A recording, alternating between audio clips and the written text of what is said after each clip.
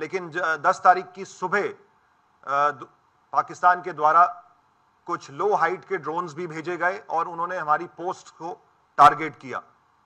BSF के बहादुर जवानों के द्वारा इन ड्रोन्स को एंगेज किया जा रहा था, लेकिन एक अनहोनी हुई जिसमें हमारे एक पोस्ट कमांडर बहादुर सब इंस्पेक्टर मोहम्मद इम्तियाज, उनके साथी कांस्टेबल दीपक और आर्मी के एक नायक सुनील कुमार, ये तीनों ही एक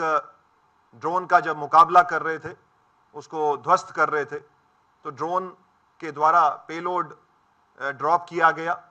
और शेलिंग भी उस समय चल रही थी और उसमें ये तीनों हमारे सेनानी वीर गति को प्राप्त हुए। लेकिन बीएसएफ ने हौसला नहीं हारा और उस पोस्ट में और उसके आसपास की पोस्ट में हमारे जवानों ने डटकर दुश्मन को जवाब दिया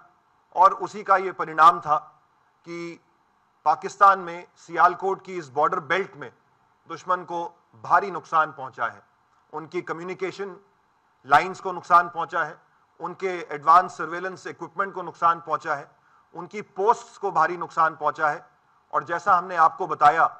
कि हमने उनके टेरर लॉन्च पैड्स को भी ध्वस्त किया है, जिसमें लूनी, मस्तपुर और चकबूरा जो कि सांबा क्षेत्र के सामने है, ये प्रोमिनेंटली फिगर होते हैं। हमारे जो 2 बहादुर सीमा प्रहरी शहीद हुए हैं, तो उनकी याद में हम अपनी 2 सीमा चौकियों का नाम उनकी याद में रखेंगे। इसके साथ साथ सांबा क्षेत्र में हमारी एक सीमा चौकी का नाम हम सिंदूर रखने का प्रस्ताव हमारे बल मुख्यालय और सरकार को भी भेजेंगे।